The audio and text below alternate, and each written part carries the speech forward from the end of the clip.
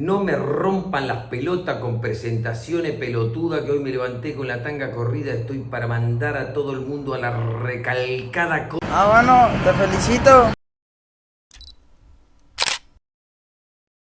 El pueblo unido jamás será vencido, dice el viejo proverbio. Lo que no te dicen es que más difícil que vencer al pueblo unido es unirlo.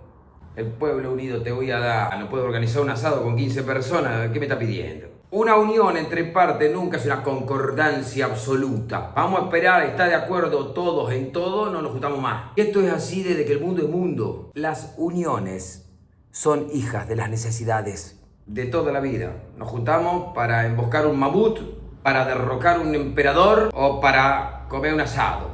Porque a veces la necesidad tiene cara de churrasco con vino tinto. ¿O no? Para explicarte esto que quiero decir, hoy te voy a hablar de la batalla de Lepanto. Escuchen. Pará, primero, contesto, antecedente, lo que tenés vos. Viste que todos los sirios, libaneses, argelinos que vinieron acá en algún momento, a todos se dice turco, porque todos llegaban con pasaporte turco. Todos esos países pertenecían al Imperio Otomano. Los otomanos eran un pueblo túrquico de la península de Anatolia que fue expandiéndose. Primero se comió a los turcos selyúcidas, después se comió todos los califatos, los árabes, los omeyas, los abasíes, los fatimíes, los pingotos. Toda la costa de la península arábica, todo el norte de África. En 1453 se terminaron de devorar el imperio bizantino, tomaron Constantinopla. ¿Por qué te crees que los portugueses empezaron a investigar la ruta por África y después los españoles lo mandan a Colón para el otro lado? Porque de ese lado no se podía más, estaban los turcos. ¿Quién manda? Los otomanos, los turcos. Y no eran gente tampoco que vos digas, ay, qué abiertos al diálogo. Hoy podés decir el chiste, hay moros en la costa, jaja. En el 1500 y pico, cuando vos escuchabas hay moros en la costa, corré, porque te van a desvivir. En 1558, ponele, sucedió algo que se llamó la racia de Menorca. Sitian Menorca, la revientan a cañonazo y de los 10.000 habitantes que tenía Menorca, además de lo que mataron en la guerra, le cortaron la cabeza a otros 1.000 cuando terminaron de tomar todo y se llevaron como otros 5.000 de prisioneros. Tranca. O sea, ahí sí que no podía organizar un asado porque no había ni con quién. En 1559 una expedición española hizo un intento de atacar Trípoli y dejaron en la isla de Yerba, no esta Yerba, una dotación como de 5.000 soldados que armaron un fuerte. Los otomanos recuperaron la isla, mataron a los 5.000, le cortaron la cabeza a todos, los descarnaron completamente y con los huesos y la calavera armaron una bella torre de 10 metros en el lugar exacto donde habían desembarcado. Estuvo 300 años ahí la torre. Ese nivel de diálogo diplomático te manejaban.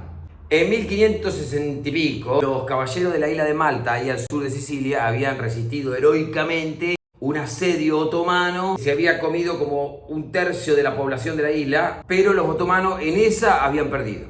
¿Está chequeado? Casi que nadie podía creerlo, porque eran el cuco del mundo. Se quedaron recalientes. Los occidentales en esa dijeron, hoy no. Y los otomanos dijeron, así, entonces voy a tomar la isla de Chipre. Desembarcan en Chipre 154.000 otomanos contra 7.000 venecianos que los esperaron haciendo una trinchera con su propio huevo, imagínate. Los otomanos pensaron esto va a durar lo que un pedo en una canasta. ¡Un año de asedio! Desde septiembre de 1570 hasta agosto de 1571. Cuando los lograron vencer todavía quedaban 900, hechos mierda, pero en pie. Le cortaron la cabeza a la mayoría, al líder lo desollaron vivo en la plaza pública, se hicieron zapatillas con el guaso. Está bien, pero por otro lado está mal, ¿viste? Pero está bien. Ahí en Occidente empieza a arrancar el tiroteo de quién tenía la culpa de lo que había pasado en Chipre. A ver quién se hacía cargo de ese muerto. La flota española llegó tarde. Al mando iba Gian Andrea Doria, que uno le gritaban, Doria, socagón, corriste, Doria, no te la aguantás, se te frunció el ojero. Doria que decía, la batalla ya estaba perdida, vengo con la flota española, lo tengo al rey Felipe II que me sopla la nuca, que me dice, cuídame la flota que es carísima porque te arranco la cabeza. ¿Quiere que me juegue toda la flota para perder igual? Los venecianos que decían, pasa que Andrea Doria es genovés. ¿Y qué querés de los genoveses? Si son garca. Y sos tan chicanero. Del otro lado, ¿quién dice eso? Los venecianos. ¿Y qué querés de los venecianos? Si son garca. canalla. Una bolsa de gato, todo contra todo, repodrido. Cuestión, los venecianos pierden su línea de comercio con Oriente. Los españoles empiezan a perder la supremacía del Mediterráneo. Los estados pontificios, la Iglesia Católica, empieza a sentir que el Islam se los come crudo y no lo pueden parar. Entonces ahí aparece el Papa Pío V, arregla con Felipe II, que era el que tenía la teca, y conforman entre todos la Liga Santa. Un rejuntado de los pueblos occidentales que se prendieron, no todos, básicamente italianos y españoles, para ponerle un freno a los otomanos porque no daba para más.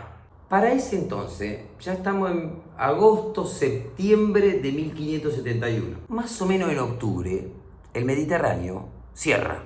Sí, cierra, como que le pone candado, apaga la luz, volvemos el año que viene. Para ello arranca el invierno, no se navega el Mediterráneo en invierno, no te metes ahí, las corrientes, los vientos, mar escarpado, todo traicionero, un frío. No. Al día de hoy, los cruceros turísticos del Mediterráneo en invierno cortan, se terminó. Cuestión, la flota española que no había llegado a Chipre estaba en el puerto de Messina, en Italia. Los venecianos ya estaban listos, con la sangre en el ojo, una calentura. Y los estados pontificios que armaron esta estructura y colaboraron con tropa, barco y la santísima unción de la mismísima Trinidad de la zaraza de la Guerra Santa.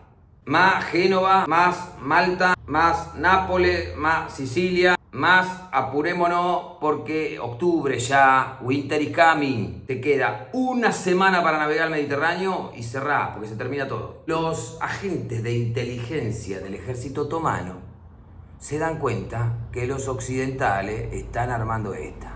Y después de haber matado a todo el mundo en Chipre, ya se habían desligado, habían cerrado todo eso ya. Cuando se enteran de esto, tiene que empezar a reorganizar. Viste, ya eran 12 menos 5, tenemos la cocina limpiada, los mozos ya se cambiaron, bajame las persianas, ya cerramos. Y tuvieron que entrar a reclutar otra vez a los que les habían dado vacaciones, a los que se fueron, a los que consiguieron, a los que iban encontrando, a juntar franqueros. Convocar a los remeros, porque en ese momento las galeras de guerra eran a remo.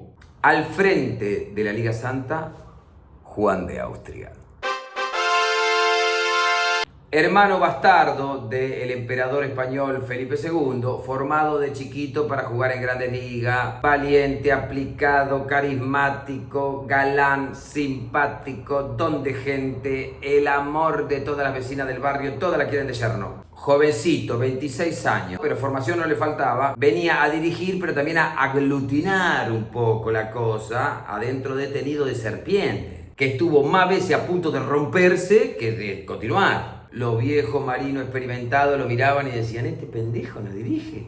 ¿Qué? De un lado de la flota, Gianandrea Doria, el genovés, el polémico, el que lo acusaron de ir para atrás en Chipre, el que estaba más preocupado por cuidar la flota de Felipe II que por meterse en esta locura, esta aventura en octubre, en el Golfo de Patras, con este viento, con los venecianos al lado, dejate de joder. Del otro lado, Sebastiano Venier, el mandamás de los venecianos, con Agostino Barbarigo, que le dirigía la flota, con la sangre en el ojo, con una calentura a nivel Super Saiyajin. Habían perdido Chipre hacía 40 días. Sebastiano Venier no podía desayunar porque tenía el cuchillo entre los dientes acá, no le entraba la comida. Marco Antonio Colonna, que era el que mandaba al Vaticano, que tampoco tenía tanta experiencia en el mar, él era más de la caballería, pero bueno, estos vestuarios no le hacen honor a la bravura de esta gente, la verdad. Pero bueno, mirá la cara.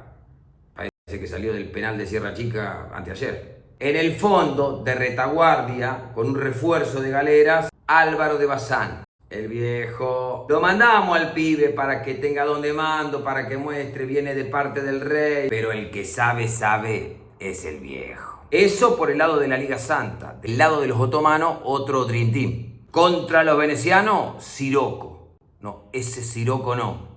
Este Siroco. Tremendo almirante, rey de Alejandría. Del otro lado, Uruj Ali, el pirata argelino, comandante de zarpada flota. En el centro, Ali Bajá. ¡Ali! ¡Bajá! Mano derecha del sultán, como el primer ministro, el que mandaba en el imperio, el que manejaba todo. Las flotas de ambos, los armamentos, los recursos, el personal, los soldados, las municiones, las naves, prácticamente en igualdad de condiciones. A las 7 de la mañana, en el Golfo de Patras, cerca del mar de Lepanto, se encuentran la más grande flota de Occidente contra la más grande flota de Oriente. El más grande imperio, el otomano, contra el más grande imperio, el español. Los piratas argelinos, los corsarios venecianos, la mejor infantería del mundo, los jenízaros turcos, contra la mejor infantería del mundo, los tercios españoles. Se miran, se miden, se estudian, se prueban, arman sus formaciones. El 7 de octubre de 1571, como a las 12 del mediodía, comienza la batalla de Lepanto. Las galeazas artillada veneciana empiezan a disparar y hunden un par de galeras turcas que le dan un efecto psicológico importante. Frente turco avanza con cañoneo. El ala de Siroco se enfrenta contra los venecianos, que tratan de empujarlos hacia la costa para evitar que los rodeen y se le metan por atrás, en una lucha descontrolada que termina con Siroco decapitado y Barbarigo muerto con un flechazo en el ojo. Para arrancar, las galeras, con 15.000, 20.000 remeros cada bando, avanzan mientras se disparan y se van haciendo mierda mutuamente mientras están cada vez más cerca para ir haciéndose mierda cada vez más. Hasta que la nave capitana turca, la Sultana, embiste a la nave capitana española, la Real, la choca y quedan engarzados ahí en el medio del Golfo de Lepanto. Ali Bajá y los jenízaros turcos contra Juan de Austria y los tercios viejos. ¿Vos me entendés lo que es eso? Eso es Goku contra Freezer, los Vengadores contra Thanos, la final de Qatar por 100.000 en modo Mortal Kombat. Porque además, al ver esta circunstancia de las dos naves líderes chocando entre sí, todos van a auxiliarlos. 400 naves de guerra chocando entre sí. 180.000 soldados, uno encima del otro, a matar o morir. Comienza una batalla descontrolada y sanguinaria, como si fuera la tierra, pero en el mar. Un choque de infanterías, pero sobre plataformas flotantes. No podés subirte a un árbol, no podés reorganizarte en una llanura, no podés treparte a una montaña, no hay a dónde ir. Es una batalla en la que lo único que queda es escapar para adelante. La armadura de Alejandro Farnesio, que tuvo 1000 aventuras más, ya hablaremos. La armadura de Alejandro Farnesio, al final de la batalla tenía 20 golpes de armas, de unas 10 tipos de armas distintas. Lanza, espada, puñal, flecha. No se me ocurre más armas. Lo que nos habla no solo de la valentía del tipo, sino de la supremacía en tecnología militar que tenía Occidente en ese momento. Esas armaduras eran excelentes. Los jenízaros venían del calor, peleaban en camisita. Lo malo de eso era que el principal riesgo de la batalla era caerte al mar. Te caía al mar con toda esa armadura, te hundía directo, no llegaba a sacarte ese Fiat 600 que tenía de coraza. Los turcos confiaron en sus tradicionales arqueros, que contra esa armadura no pudieron hacer nada, y los italianos y los españoles se llenaron de arcabuces y mosquete hasta el ojete. Me salió un versito. En un momento de la batalla, Uruj Ali, el argelino, intenta una maniobra como saliéndose del Golfo y Andrea Doria lo sigue y se come la mague. Uruj Ali ve que se arma un hueco y vuelve para tratar de meterse. Cuando estaba por romper las defensas, se cruzan unas galeras que habían mandado desde el fondo de los refuerzos. ¿Quién? Álvaro de Bazán, que vio toda la jugarreta de lejos. El viejo sabe. La locura de sangre y fuego. Ese horror que podés llegar a ver en una imagen 10 segundos en un noticiero, esa cosa impactante, ese momento mínimo que ves en un reel que decís, ¡ah, qué terrible! Eso, 6 horas de corrido. Venís remando, de repente, hay 6 remeros menos. Seguir remando, seguir remando. 80.000 litros de sangre se calcula que cayeron en el Golfo y tiñeron de rojo todo el mar. 6 horas después, 7.000 cristianos muertos, 30.000 turcos. 8.000 turcos prisioneros, 15 galeras cristianas hundidas, 15 galeras otomanas hundidas. Una galera cristiana fue capturada y 160 galeras turcas fueron capturadas. El Imperio Otomano perdió su flota. La verdad que la flota la pudieron recuperar bastante rápido porque los recursos los tenían, pero en esa batalla murió Siroco, en esa batalla murió Ali Bajá, En esa batalla murieron los grandes comandantes, los grandes almirantes, los marinos más expertos, los genízaros más preparados, los que más oficio tenían. Ese material, ese capital humano, no lo pudieron volver a recuperar. Tal es así que las intenciones expansionistas marítimas del Imperio Otomano se detuvieron ahí, en Lepanto. El triunfo de Lepanto fue un acontecimiento descomunal en Europa.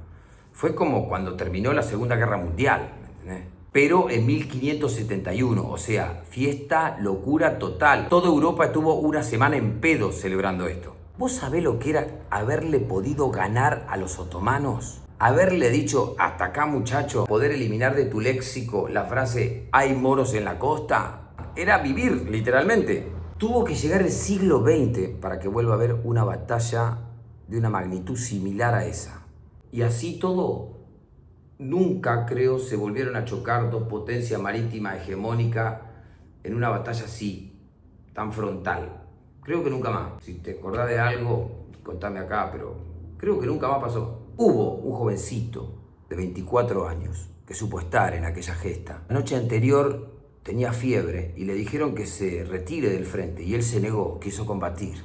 Peleó valerosamente, recibió 3 disparos de arcabuz, sobrevivió a los 3. Uno de los disparos le dio en el brazo izquierdo, le rompió todos los tendones y terminó haciendo que ese brazo le quede inutilizado para siempre. Ese jovencito se llamaba Miguel de Cervantes, autor del Quijote de la Mancha y tal vez la pluma más excelsa del habla española, que desde ahí en adelante fue conocido por siempre como el Manco de Lepanto. Cervantes supo decir de aquella batalla que fue la más alta ocasión que vieron los siglos pasados, los presentes y que esperan ver los venideros. ¿Y quién soy yo para discutirlo si ese tipo del peso de la batalla sabía mucho y del peso de la palabra ni hablar? A lo que voy. Hay veces en las que no vamos a estar de acuerdo casi en nada. Hay veces en las que apenas si vamos a coincidir en lo fundamental, en lo imprescindible. Tendrá que ser eso más que suficiente para que nos juntemos cuando lo único que nos queda es escapar para adelante. Te la dejo. Vos fíjate. Ahora me voy porque se me seca el shawarma. Cualquier cosita vos me escribís que yo te... De 9 a 18, de lunes a viernes, hablamos. Hasta luego.